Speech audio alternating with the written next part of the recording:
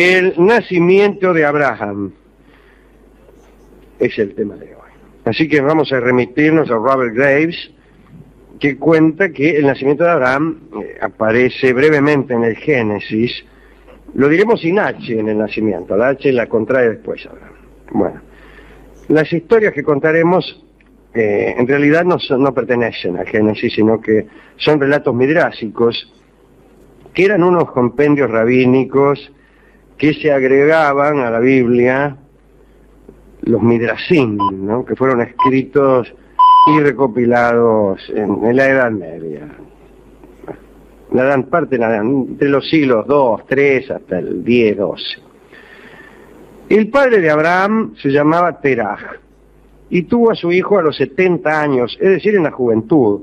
Sucede que Teraj murió a los 205 años. Las edades de los patriarcas de Israel son los modestos equivalentes hebreos de los periodos de vida mucho más largos aún atribuidos por los babilonios a sus reyes antediluvianos. Los tres primeros nombres basten como ejemplo. Alulim reinó 28.800 años. Se trató de un gobierno largo. Alamar, Alamar María, que me vuelves loco. Alamar 36.000. Estamos hablando del tiempo de reinado, no de vida. Emmeloana, que es lindo nombre para un rey. El rey Emmeloana.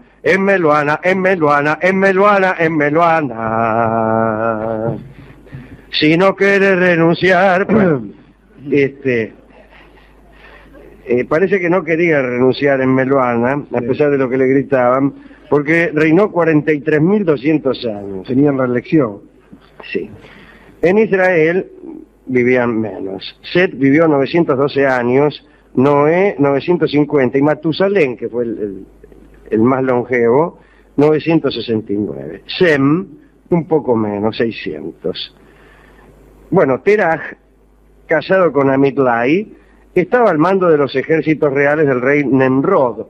Hemos hablado de Nemrod, el constructor nada menos que de la Torre de Babel, aquel que, según se dice, poseía las pilchas que habían usado Adán y Eva y que habían sido realizadas y tejidas, o mejor dicho, cosidas por Dios mismo, lo que hace decir a algunos que la profesión más antigua del mundo es la de sastre.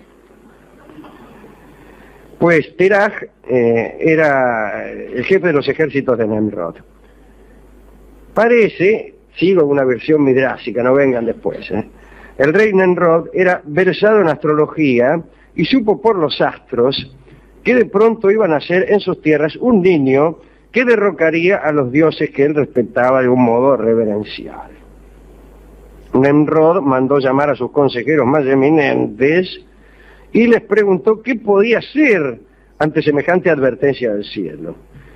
Los consejeros eminentes le sugirieron que construyera un gran edificio y dictara la orden de que todas las mujeres embarazadas dieran a luz allí, en el edificio, en el galpón.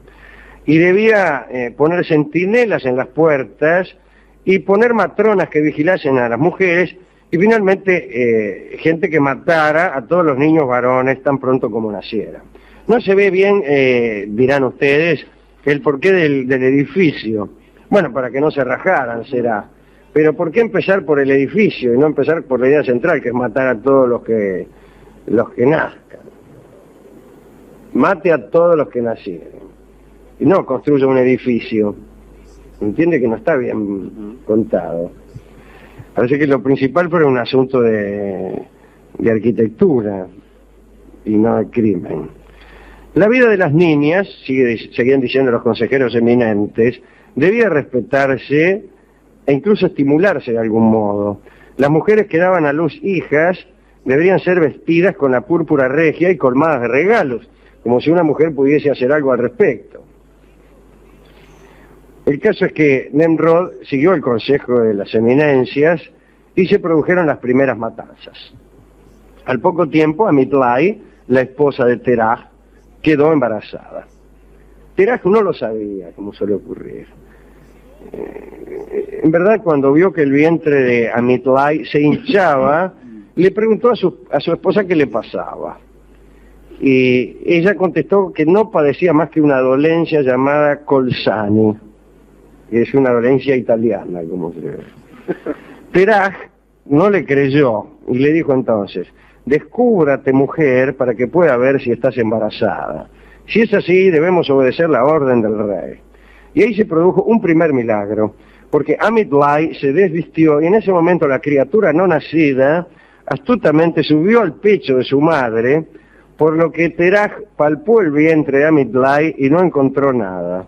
Creyó entonces que se trataba efectivamente de la Colsani, aquella enfermedad sobre la que nada se dice. Para evitar que se descubriera el engaño, Amitlay huyó del reino, que es la mejor forma de ocultar un embarazo, y comenzó a andar por el desierto hasta llegar a una cueva junto al río Éufrates. El rey Nemrod ya había matado a 70.000 varones, lo que prueba que se nacía mucho en aquel entonces. En la cueva sorprendieron a Amitlay los dolores del parto y nació Abraham. Dicen que su rostro iluminó la cueva. Poco después de dar a luz, Amitlay envolvió con sus ropas a Abraham, lanzó algunos lamentos y se marchó. Cuenta Graves que el hecho de que Amitlay envolviera en sus propias ropas a Abraham es interpretado por los judíos del cercano oriente como la costumbre todavía vigente de vestir a los hijos varones como hijas para evitar la mala suerte. Es probable, como veremos, que lo hiciera además para luego poder reconocerlo. Vamos a ver lo que pasó. Al quedarse solo en la cueva, sin comida, Abraham empezó a llorar. Apareció entonces el arcángel Gabriel y le dio la leche que le salía del dedo meñique de su mano derecha. Este dedo lácteo de Gabriel recuerda a aquellas bestias, osos, lobos, yeguas, cabras, perros y pastores que enviaban los dioses para amamantar a héroes como Edipo, Rómulo, Egisto, todos esos tipos. Cuando tuvo 10 días, Abraham se levantó y caminó hasta la orilla del río. Se lavó la cara, las patas, y ante una nueva aparición de Gabriel se postró ante él. Ahí ven ustedes también otra rima con algunos mitos de la antigua Grecia acerca de niños muy precoces, como por ejemplo el pequeño Hermes, que nació y se hizo cuatrero a la semana. O como Apolo, que a los 3-4 días mató una serpiente para vengar a la madre. Que matar a una serpiente no es un gesto de precocidad, pero la venganza sí. Lo que es precoz es matarla a la serpiente para vengar a la madre. Cualquier bebé puede matar a una serpiente, por ejemplo, qué sé yo, acostándose accidentalmente encima de ella, o jugando con ella y comiéndosela. Pero la verdadera precocidad está en el motivo de esta muerte de la pitón. Se vengó. Bueno, no me acuerdo si se vengó por la madre o por quién, pero fue una venganza. Abraham, como se ve, también era precoz, ya que se lavó la cara, los pies y aún se postró ante el ángel Gabriel, cosa que los chicos de 10 días generalmente no hacen. Algunos días más tarde, la desconsolada Amitlay regresó a la cueva donde había dejado a su hijo, pero no encontró rastro de él. Lo que no está claro es por qué se fue. Creyó que lo habían devorado las fieras. En la orilla del río vio un muchacho ya crecido que tenía las ropas que ella había abandonado. Debió ser un espectáculo interesante.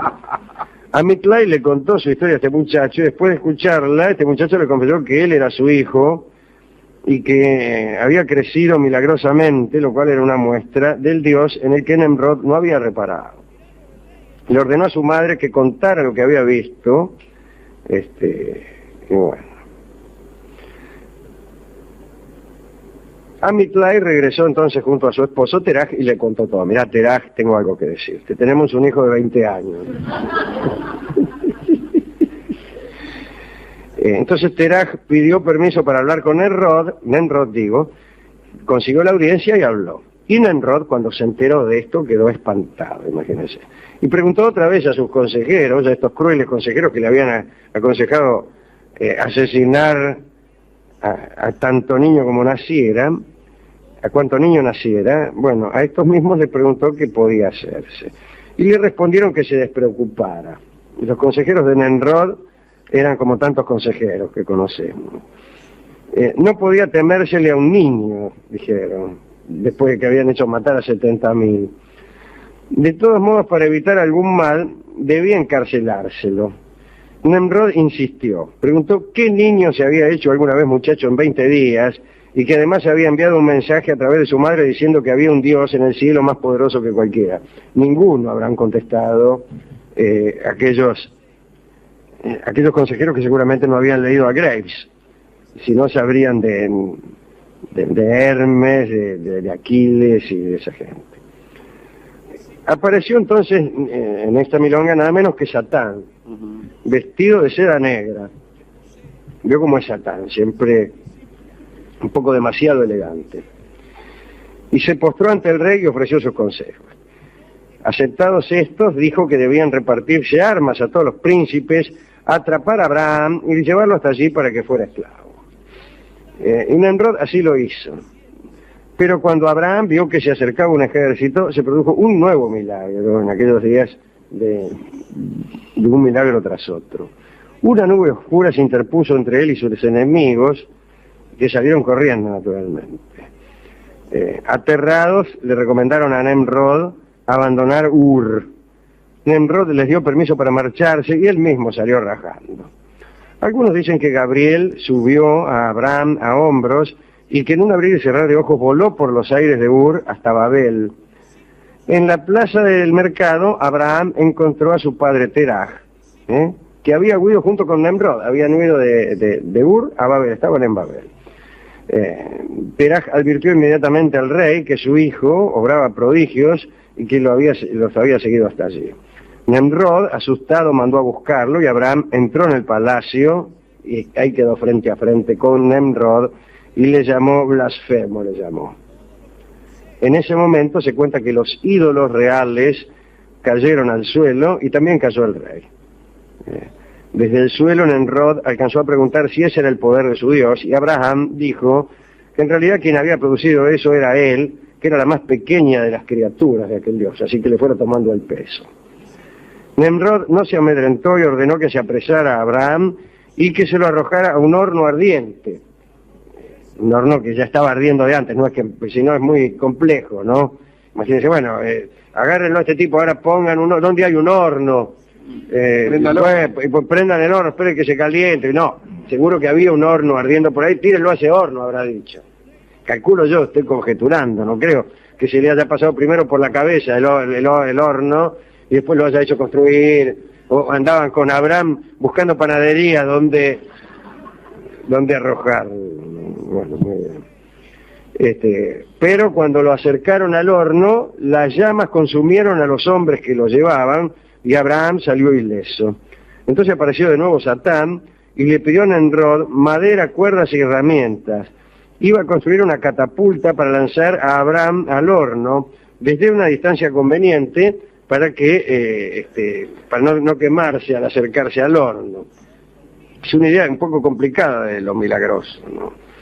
Nemrod accedió y Satán se puso a trabajar. Primero probó la catapulta con piedras enormes, porque ya se sabe cómo es el diablo. Que sabe por diablo, pero más por viejo. Que se hizo toda clase de cálculos para no incluso fallar el tiro y acertarlo a Abraham, no en el horno, sino, por ejemplo, en la fuente de las facturas. Lo que hubiera sido perfectamente inútil. Bueno, finalmente lo ató y lo lanzó y hubo un nuevo milagro, porque al caer en el horno los leños se apagaron y empezaron a salir flores de adentro del horno. Y el lugar se convirtió en un agradable jardín, con gran pesar del panadero, que vive de los hornos, pero no de los jardines. Si hubiera sido una florería, otro gallo hubiera cantado. El caso es que todos los astrólogos, consejeros y cortesanos ensalzaron entonces a Abraham y Nemrod, avergonzado y en desgracia, le entregó sus tesoros, sus esclavos y sus ejércitos. Poco después Abraham marchó a Egipto, pero esa es otra historia. Este fue el nacimiento de Abraham, la nula infancia de Abraham, diría yo, la nula adolescencia de Abraham, que salió, digamos, pasó del nacimiento a la juventud directamente. Se me dirá, ay mísero de él, ay infelice, ya que todos deseamos situarnos en una perpetua infancia, en una perpetua adolescencia, y este hombre se la saltea. No sé, está bien, ¿qué quiere que diga? No lo sé, no lo sé. De todos modos, un hombre capaz de hacer ese milagro es capaz de hacer otros. Si yo fuera capaz de saltearme mi adolescencia, quedaría tranquilo. También podría evitar mi muerte, volver atrás el tiempo y cosas por el... Quien puede lo más, puede lo menos. Por eso me llama la atención, ¿no? Que no hay correspondencia entre los milagros. Por un lado podemos... no, claro, el que hacía milagros era Dios, Satán no puede. ¿No? Y los milagros de Satán son chapuceros, no son milagros, construye catapultas. ¿Qué es esto? No es el Mefistófeles poderoso, mágico y dominador del Fausto. El Fausto, claro. No, este Satán es un intrigante de segunda categoría, ¿no? Que ni siquiera sabe construir una catapulta. Mejor dicho, sí, lo que pasa es que le convierten los hornos en vergeles. ¿A quién dedicar esto? Naturalmente a Abraham, a Abraham y a toda la parentela.